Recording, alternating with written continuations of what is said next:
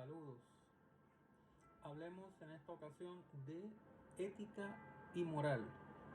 ¿Qué es ética y qué es moral?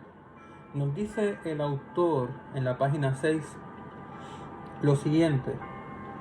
El autor que estamos trabajando, que estamos estudiando, leyendo. Dice, la ética como tal es la crítica o examen razonado de las distintas morales. Este fue el papel que desempeñaron los filósofos griegos y que desempeñan en la actualidad los que racionalmente indagan sobre el ethos, carácter o actitud en griego, ideal para la vida humana.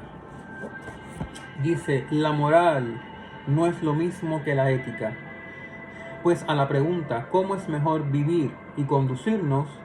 Responde críticamente desde las costumbres, desde la religión aprendida.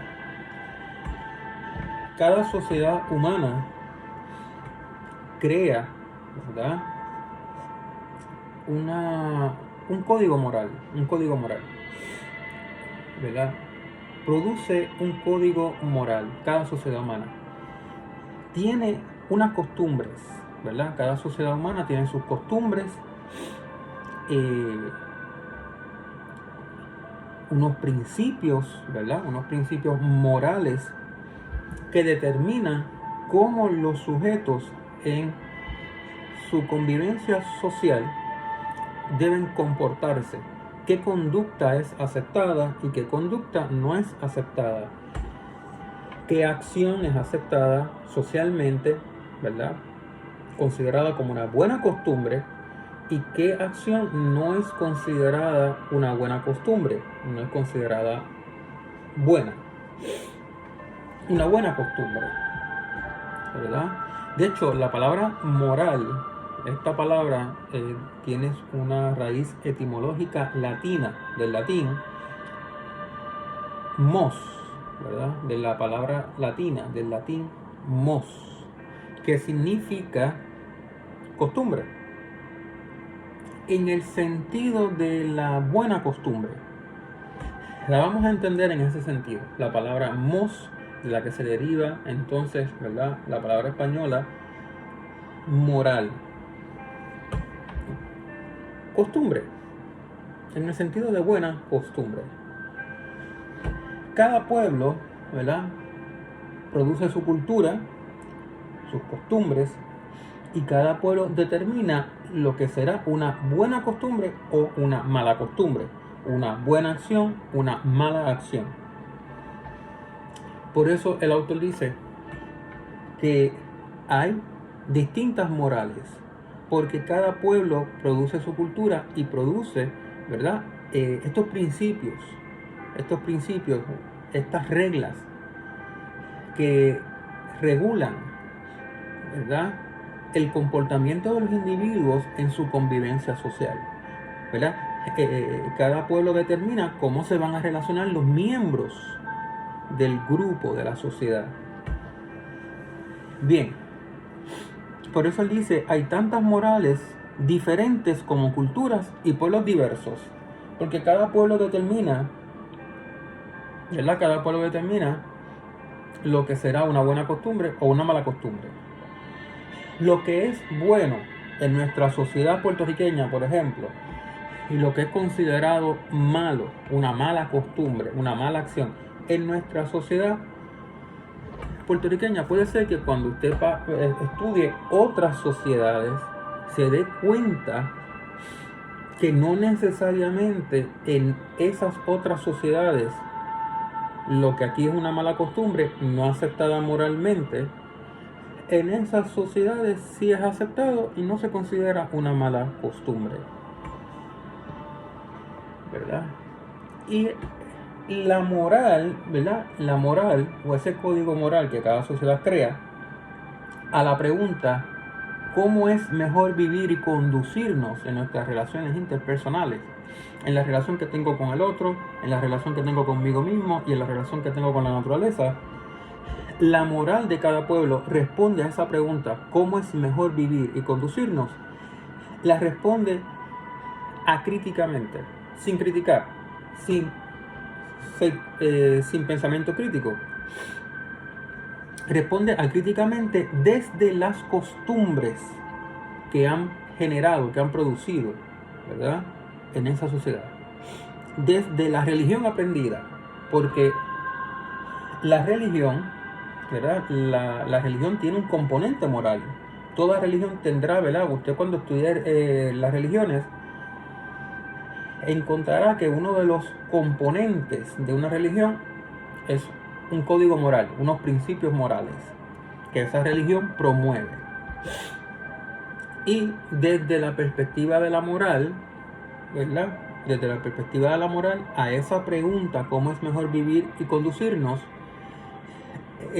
la moral responde, la moral establecida en una sociedad, y recuerda que no hay una sola, hay múltiples morales, códigos morales, así como hay tantas culturas y tantos pueblos, ¿verdad?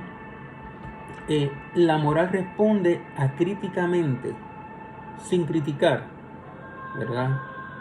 Responde desde las costumbres, desde la religión, que tiene un código moral, que promueve una moral, ¿verdad?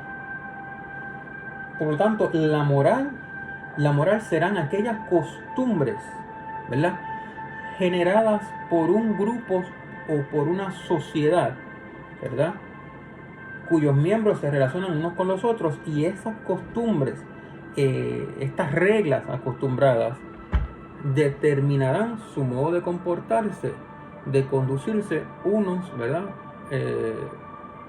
con los otros en sociedad, cómo deben comportarse, cómo deben conducirse, ¿verdad? Ahora, la ética no es sinónimo de moral.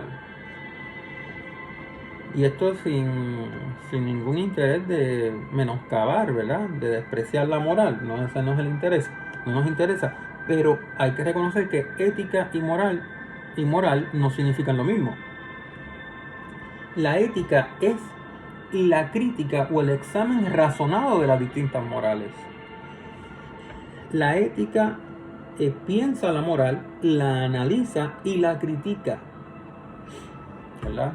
La ética es una rama de la filosofía que somete al análisis crítico, ¿verdad? Al análisis crítico somete, ¿verdad?, la moral. Por eso es que, dado que es una rama filosófica, ¿verdad?, la ética, se puede hablar de ética o de filosofía moral, indistintamente. Significarían, ¿verdad?, lo mismo. Y ambas se diferencian de la moral a secas, ¿verdad? Recuerde que la moral es la que practican los pueblos por tradición y sin crítica. Y la ética es una rama filosófica que somete la moral o las morales ¿verdad?, la somete a análisis crítico, ¿verdad? Por ejemplo, en ética nos podríamos preguntar, ¿hasta qué punto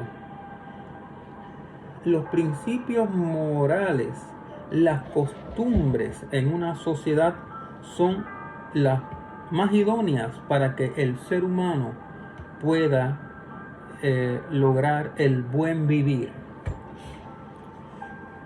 para que el ser humano pueda alcanzar la felicidad? Esas costumbres que esa sociedad ha considerado, una sociedad ha considerado sus costumbres como buenas costumbres, ¿hasta qué punto realmente son idóneas o posibilitan que el individuo miembro de esa sociedad, ¿verdad?, alcance la felicidad o logre el buen vivir, el vivir bien? Bien, como dice aquí el autor, ¿verdad?, la moral es la que los pueblos practican por tradición y sin crítica. Así que en ética, cuando hablamos de ética y hablamos de principios éticos, hay que tener en cuenta que estos principios, ¿verdad?, que son éticos, resultaron de un análisis crítico de la moralidad, lo que se considera moral. Bien, ahora continuamos hablando de ética, ¿verdad? El autor dice, ya hemos distinguido ética de moral. Ahora, respecto de la ética, este autor señala lo siguiente, dice, tampoco debe ocultarse que la ética aspire, aunque casi nadie lo diga, a establecer entre todas las morales cuáles son los principios que todas comparten, dejando de lado las diferencias. Buscar el común denominador, es decir, buscar la posibilidad de alcanzar un acuerdo ético mínimo. Es decir, la ética como disciplina filosófica aspira, se puede decir que aspira a encontrar, a establecer entre todas las morales o códigos morales que han producido las sociedades, cuáles son esos principios, si existen, cuáles son los principios que todas comparten, todas estas morales, todos estos códigos morales, dejando de lado las diferencias, ¿verdad? Obviamente. Es decir, la ética también está interesada como disciplina, está interesada en buscar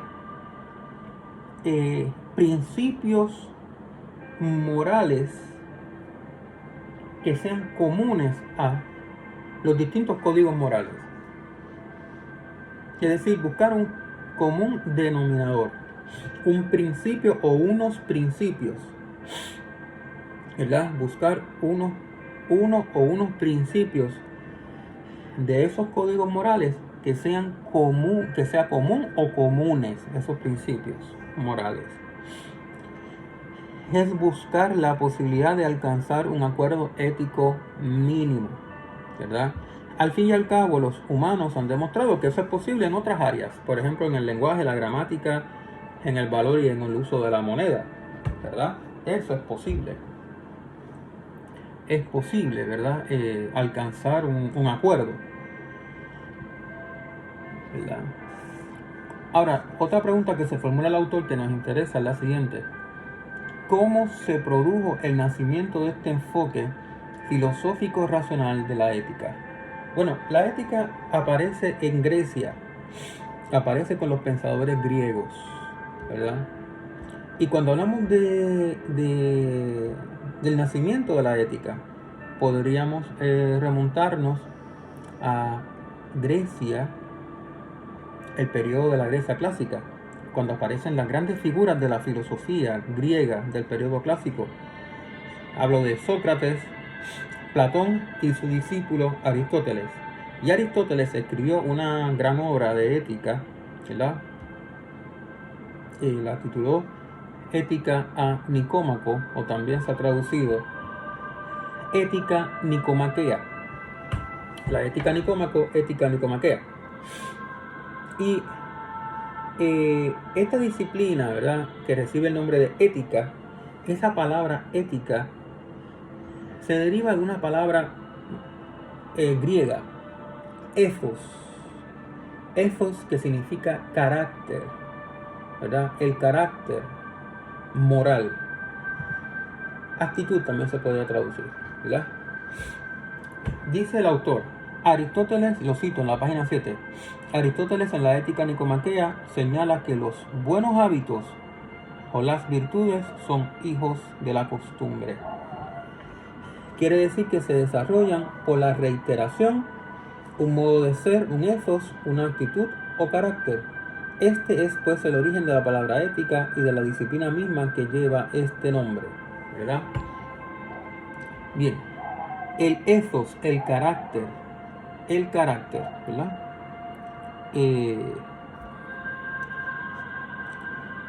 ¿Cómo se forma ese carácter moral? Bueno, el ser humano, ¿verdad?, realiza acciones.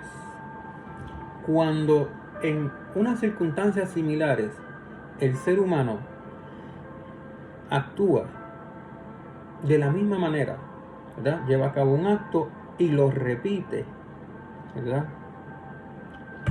Y lo repite una y otra vez ese acto en circunstancias similares. Llega en un momento dado, ¿verdad?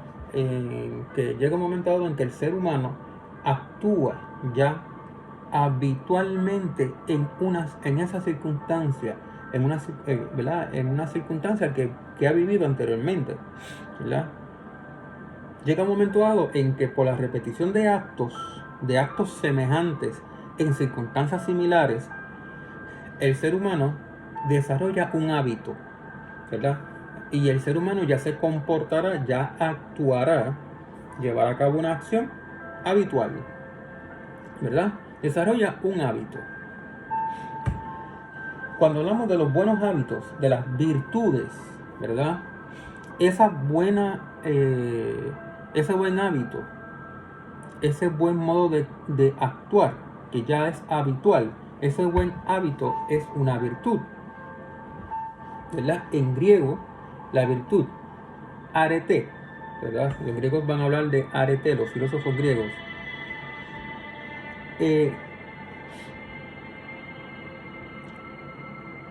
Se produce un buen hábito, y esto, cuando hablamos de las virtudes o los buenos hábitos del individuo, ¿verdad? En conjunto, el conjunto de sus virtudes, el conjunto, ¿verdad? De sus buenos hábitos, hablamos entonces de que es una persona de carácter moral, tiene carácter moral, ¿verdad? Y se quiere decir que se desarrollan por la reiteración. Los buenos hábitos que son las virtudes, se desarrollan por la reiteración. Cuando usted hace una y otra vez una acción moral, esa misma acción la repite una y otra vez en circunstancias similares, por la reiteración llega un momento dado en que se forma un buen hábito, una virtud, ¿verdad?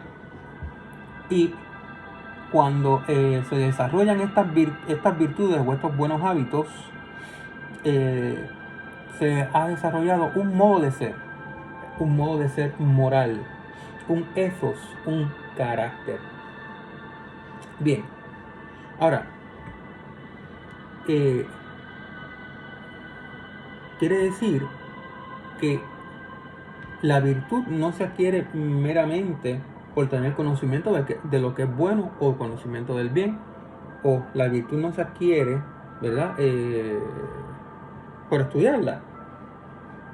No, la virtud se adquiere por la práctica diaria, porque son acciones que tenemos que repetir. Una misma acción, repetirla una y otra vez en circunstancias, ¿verdad? Similares, que permiten, ¿verdad? El desarrollo de la virtud, de un buen hábito. Bien, la idea, dice, se continúa aquí el autor en la página 7. Bueno, dice, en latín costumbre se denomina mos, de ahí viene la palabra moral. La idea es que debe estudiarse la forma en que el hombre puede llegar a tener una buena actitud frente a la vida, una conducta ética, una buena actitud frente a la vida, el buen vivir, ¿verdad? En Aristóteles, que habla del buen vivir, el vivir bien, ¿verdad?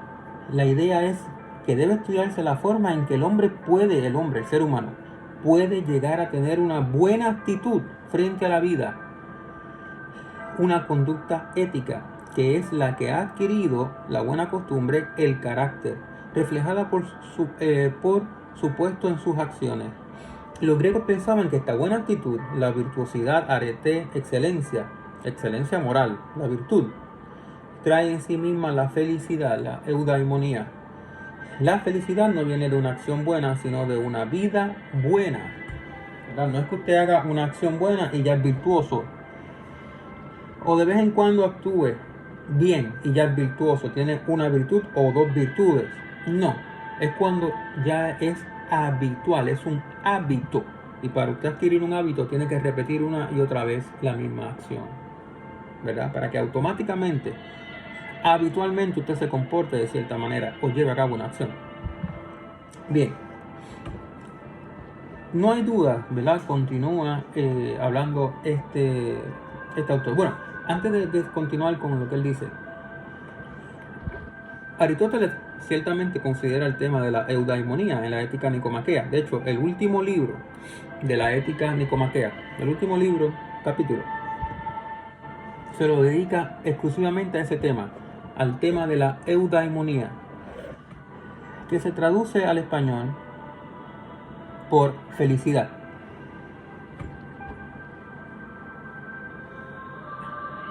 ¿Verdad? Fíjese, cada vez que nosotros realizamos una acción, que llevamos a cabo una acción, el ser humano actúa persiguiendo un bien que quiere alcanzar con su acción, algo que quiere alcanzar, y ese algo que quiere alcanzar con su acción es un bien, que lo desea.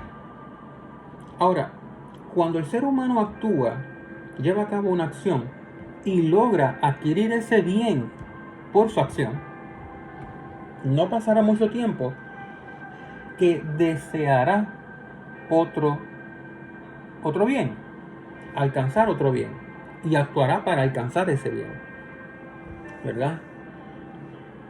Y así nos pasamos la vida. Actuamos para alcanzar un bien, lo adquirimos, nos produce placer el tener ese bien, pero entonces luego volvemos a actuar porque queremos alcanzar otro bien. Y cuando lo alcanzamos, nos satisface tener ese bien, pero también, ¿verdad? Pasa otra vez lo mismo, ¿verdad? Adquirimos ese bien, pero es muy probable que querramos otro bien y actuaremos para alcanzar otro bien. Y así nos pasamos la vida, ¿verdad? Actuando para adquirir un bien, luego, ¿verdad? Nos satisface, pero volvemos a actuar para adquirir otro bien. Y Aristóteles se pregunta, ¿no existirá algún bien último? Un bien que plenifique, que haga pleno al ser humano, que después que se alcance ese bien, ya no se procura alcanzar otro bien, porque ese es el bien último máximo. Y Aristóteles se da cuenta que ese bien último, que todo ser humano trata de alcanzar en su vida, que lo planifica, que es el máximo bien, que tratamos de alcanzar con todas nuestras acciones en la vida, es la felicidad. Claro, esta felicidad en la filosofía aristotélica, en la ética aristotélica, no es la felicidad como la entendemos hoy, pero ciertamente, ¿verdad? Aristóteles tiene su concepto de felicidad, pero ciertamente Aristóteles se da cuenta de que el ser humano, cuando actúa, sus acciones persiguen ese bien último, máximo, plenificante que hace al ser humano un ser pleno, completo, y es la felicidad, ¿verdad? Actuamos para ser felices. Cuando actuamos en nuestra vida diaria buscando bienes, realmente el bien último que queremos alcanzar, que nos planifica, que nos hace seres plenos, completos, es el bien de la felicidad, bien último, que tratamos de alcanzar con todas nuestras acciones en la vida. Dice el autor en la página 7, no hay duda de que todos los hombres estamos comprometidos con lo ético. De ello depende si tomamos el pensamiento griego como uno de los modelos éticos de autoridad intelectual, el desenlace de nuestra existencia. Y lo que lleguemos a hacer depende del curso o dirección que le demos a nuestra conducta. Y repito, y lo que lleguemos a hacer depende del curso o dirección que le demos a nuestra conducta o al tipo de carácter o actitud a la que nos hemos acostumbrado, ¿verdad? Al tipo de carácter, ethos, ética que hemos desarrollado. Y lo que lleguemos a hacer, ¿verdad? Como personas, nuestro carácter moral depende del curso o dirección que le demos a nuestra conducta, al tipo de carácter o actitud a la que nos hemos acostumbrado.